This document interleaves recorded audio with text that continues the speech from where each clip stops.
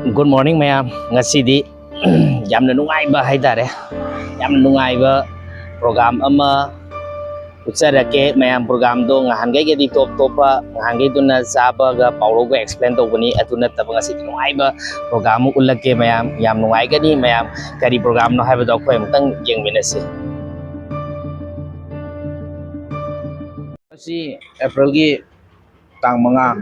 numaising numit jai faraba numit asida All Manipur Ethnical Socio-Cultural Organization MSCO na sinja langja duna Wangoi Laisangkhong Kabui Khul asigi community hall la pangthok sariba I hungul libagi thoram asi handak sahi gi oina mafam anirak suba mafam ne ba thoram asi aikogi kusum lay amadi kumbi dai ꯑꯩꯈꯣꯏꯅ ꯃꯩꯇꯩꯒꯤ ꯀꯦꯂꯦꯟꯗꯔꯗ ꯆꯍꯤ ꯍꯧꯕ ꯑꯃꯗꯤ ꯃꯩꯇꯩ ꯅꯤꯉꯣꯜꯁꯤꯡꯅ ꯃꯕꯨꯡ ꯃꯧꯄ꯭ꯋꯥ ꯑꯣꯏꯕꯁꯤꯡꯗ ꯉꯝꯖꯕ ꯈꯨꯗꯣꯜ ꯄꯤꯗꯨꯅ ꯏꯒꯤ ꯃꯔꯤ ꯁꯥꯒꯠꯄ ꯑꯁꯤꯗꯩꯗ ꯌꯨꯅꯦꯁꯀꯣꯅ ꯁꯤꯟꯖ ꯂꯥꯡꯖꯗꯨꯅ ꯃꯕꯨꯡ ꯃꯧꯄ꯭ꯋꯥ ꯑꯣꯏꯕꯁꯤꯡ ꯑꯃꯗꯤ ꯑꯩꯈꯣꯏꯒꯤ ꯂꯤꯂꯣꯡꯗ ꯂꯩꯕ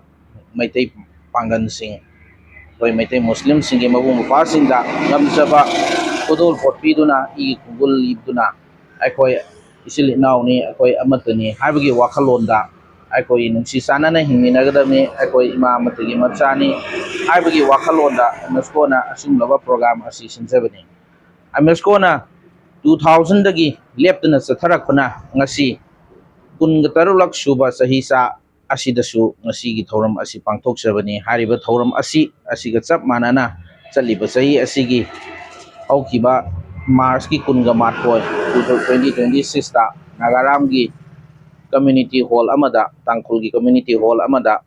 Manipur da khundaminariba community khudingmakki leader singa loinana hariba thauram asisu pangthoki madugi numit adudasu aikoigi Manipuri ningol singna ngamjaba khudol piduna aikoi isil inaw ama oibagi mabung mapa singi masal singi marakta lainariba mari adu hena chesinanabagi pandam adu thamkibani ariba thauram asina ngasimak tunggi mirol singda MSCO na pamsaningiba wafamdi asiumlaba program kaya asi utsaduna aikoi isil inauni aikoi gi horapam amatani aikoi amakhak ki wakhalonda nusi sanaba yaifaba Manipur ama ohenbada makoida mokogi puning chingsinjirebani masigi wafam asi MSCO gi president ama oina meyamda अखोगी Sajibu Cheraw लापा अदी सजीबू थाना लापदा याफमंगन पिसबगा लोइना ओफम असी आइबा अलबो असितु ngasi persen member di kampung Ranggil itu beda bakal sendiri karena asal besar mai convener mai pan untuk komiti bu ngasi formasi ki persen member di kampung Ranggil itu beda bakal sendiri Pertama, kami James member Resangkung Kabui Popular Club masih formasi di persi member di Kampung Rangga seleksi bina bang non untuk sendiri.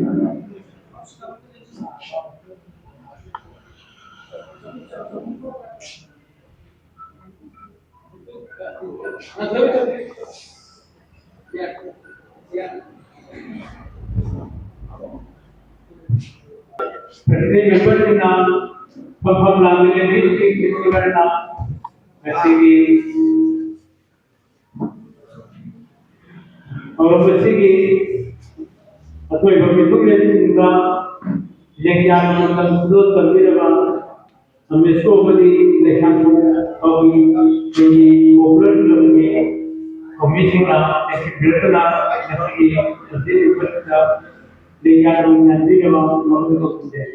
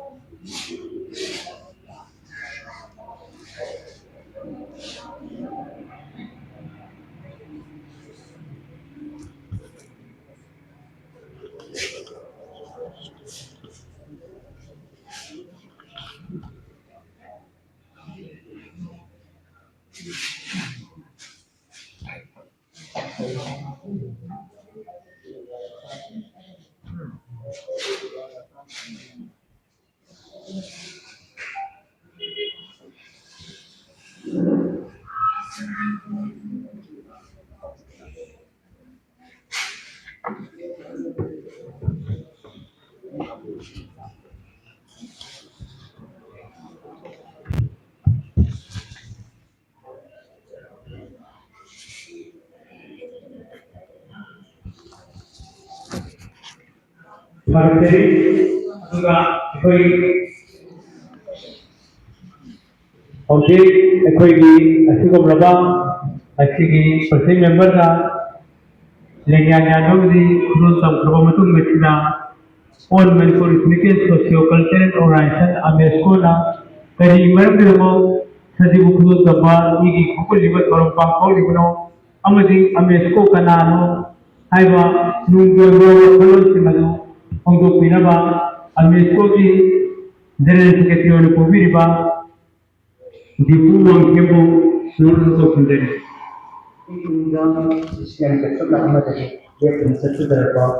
All Manipur Indian Socio-Cultural Organization, AMESCO, Sajibu Kudol Nambi Advisor, AMESCO, Gachodum, Maringmay, Taubai, Pesangkong, Kawaikul, Wangboy,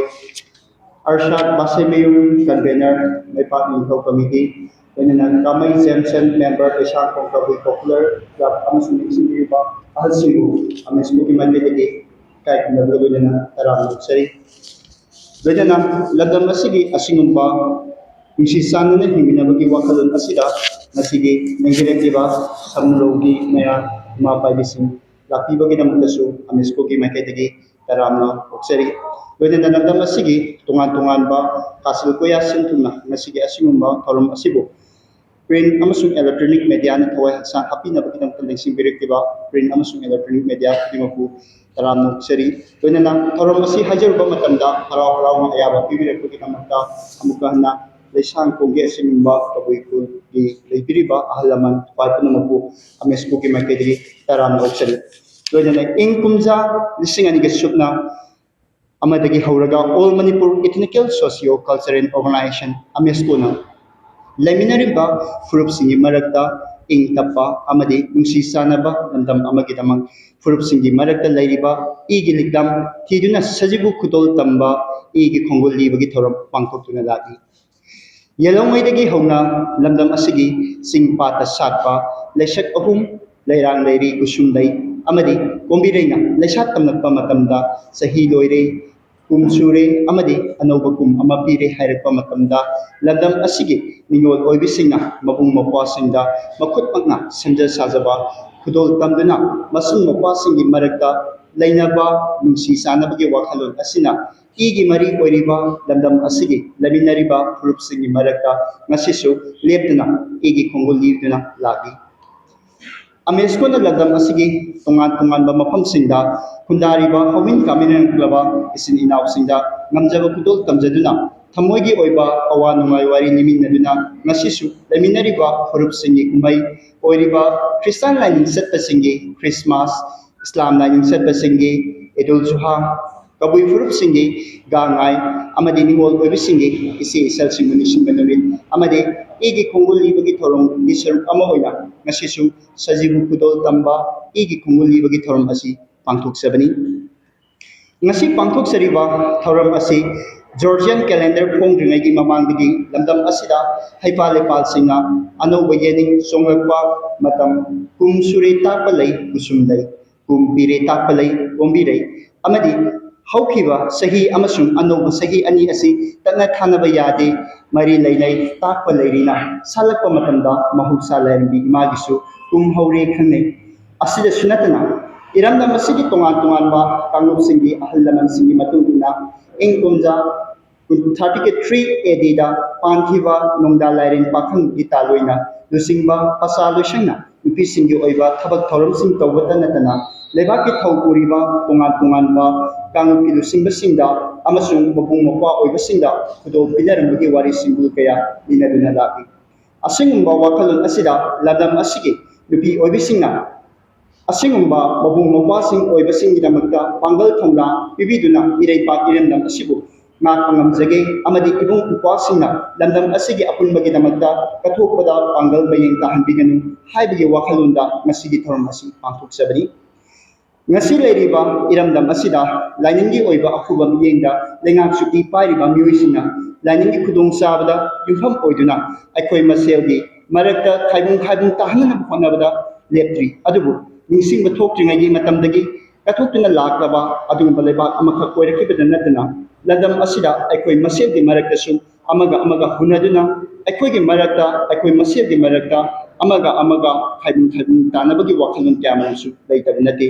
ꯑꯁꯤꯒꯨꯝꯕ ꯋꯥꯈꯜꯂꯣꯟ ꯑꯁꯤ ꯈꯨꯗꯤꯡꯃꯛꯅ ꯊꯦꯡꯅꯅꯕꯒꯤꯗꯃꯛꯇ ꯇꯥꯟꯖꯥ ꯑꯁꯤꯒ ꯂꯣꯏꯅꯅ ꯑꯩꯈꯣꯏꯅ ꯏꯒꯤ ꯈꯣꯡꯒꯨꯜ ꯏꯕꯒꯤ ꯊꯧꯔꯝ ꯑꯁꯤ ꯄꯥꯡꯊꯣꯛꯆꯕꯅꯤ ꯂꯣꯏꯅꯅ ꯑꯃꯦꯁꯀꯣꯅ ꯇꯣꯉꯥꯟ ꯇꯣꯉꯥꯟꯕ ꯃꯐꯝꯁꯤꯡ ꯆꯠꯆꯔꯨꯕ ꯃꯇꯝꯗ ꯑꯩꯈꯣꯏꯒꯤ ꯃꯔꯨꯑꯣꯏꯕ ꯑꯗꯨꯒꯨꯝꯕ ꯋꯥꯈꯜꯂꯣꯟ ꯑꯃꯗ ꯌꯨꯝꯐꯝ ꯑꯣꯏꯖꯩ ꯂꯣꯏꯅꯅ ꯃꯅꯤꯄꯨꯔꯗ ꯈꯨꯟꯗꯥꯔꯤꯕ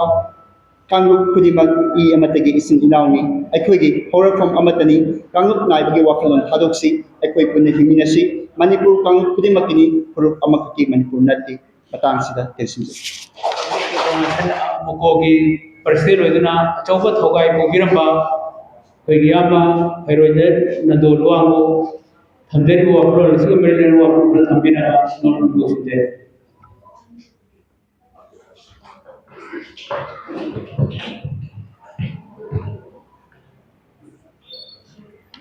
ngasi April tang mga lising ani kuntaro numit asida all Manipur legal socio cultural organization asambada ameskona Manipur gi tongan thong kya da atang lepna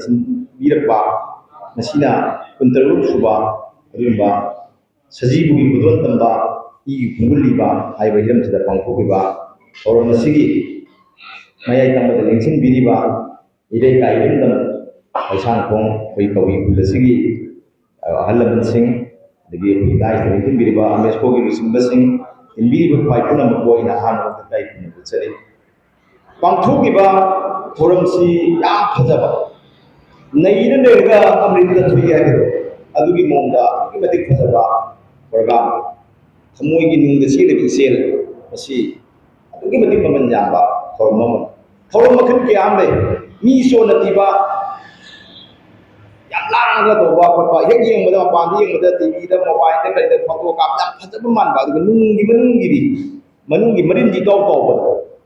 adum ba makhan natte yam thamoi yam chakchin ba adum ba igi iram ba masum khonglam ba masum la ba hojik di sum lepta chendra ba igi sel se irung phangwa mafum se ba khaidok lagi ke amoi gi da do he ko bina je khudol ai si eta arang arak ti pham warga sajana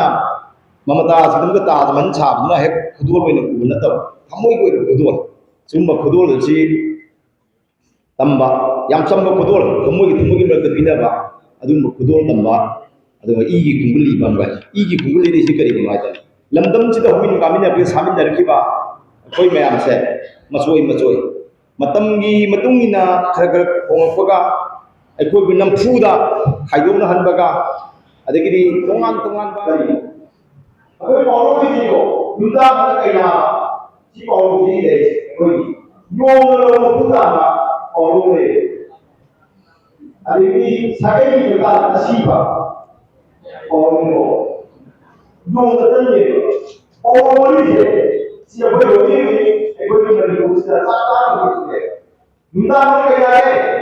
Karena bangsa merupi ujiba itu sudah kaya kau ini untuk kaya tak perlu untuk kaya jadi kaya apa mereka ini apa idea dan apa berkali siapa pada mental mereka berkerja memulai dari itu darah itu yang itu begini begini ibu menentukan membuka apa tali itu jadi yang itu sudah selesai nanti sini berkata ibu ibu tahu dia, kalau malam ini saya mau ikut dia tahu dia, kalau kamu ikut tahu dia, kalau kita dapat naik, ada betul aku pun cari. Itu kalau di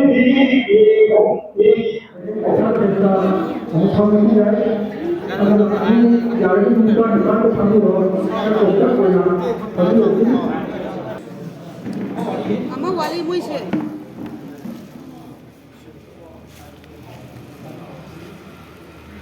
Jadi mayam jadi tobiro मैं तो लोगना कोई जैसे भी जो खोलो मुझे वो तोबिरा बा इसी देर में आप खुद उन तब देखते हैं कि मैं लोग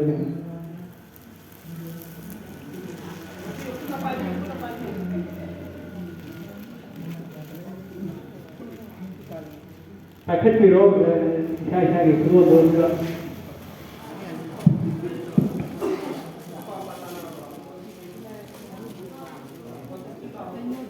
ꯏꯁꯥꯒꯤ ꯃꯄꯥꯗ ꯈꯨꯗꯣꯜ ꯇꯝꯕꯤꯔꯣ ꯍꯥꯟꯅꯒꯨꯝꯅ ꯅꯍꯥ ꯑꯣꯏꯕꯅ ꯑꯍꯟꯗ ꯈꯨꯔꯨꯝꯕꯒꯤ ꯃꯑꯣꯡ ꯇꯧꯕꯤꯅꯕ ꯕꯦꯚꯥꯔ ꯎꯠꯄꯤꯅꯕ ꯃꯌꯥꯝ ꯈꯨꯗꯣꯜ ꯇꯝꯕꯤꯔꯣ ꯇꯥꯖꯔꯦ ꯑꯗꯣ ꯑꯩꯁꯨ ꯋꯥ ꯉꯥꯡꯕ ꯍꯩꯇꯦ ꯑꯗꯨ ꯑꯣꯏꯔꯁꯨ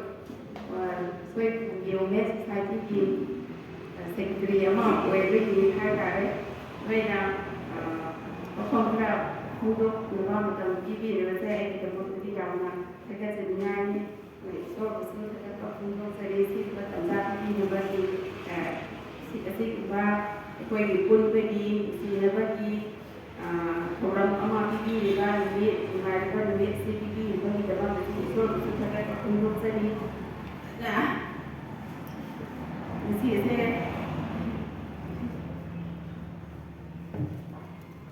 ꯇꯥꯔꯁꯨ ꯈꯔ ꯀꯩꯅꯣ ꯇꯧꯔꯝꯒꯅꯤ ꯑꯗꯣ ꯑꯩ ꯋꯥꯈꯜꯁꯦ ꯊꯃꯣꯏꯗꯗꯤ ꯌꯥꯝꯅ ꯅꯨꯡꯁꯤꯕ ꯏꯊꯤꯟꯗꯗꯤ ꯐꯥꯎꯔꯒꯀꯣ ꯐꯣꯡꯗꯣꯛꯄꯁꯦ ꯈꯔ ꯍꯩꯇ꯭ꯔꯦ ꯍꯥꯏꯇꯥꯔꯦ ꯃꯤꯅꯁꯨ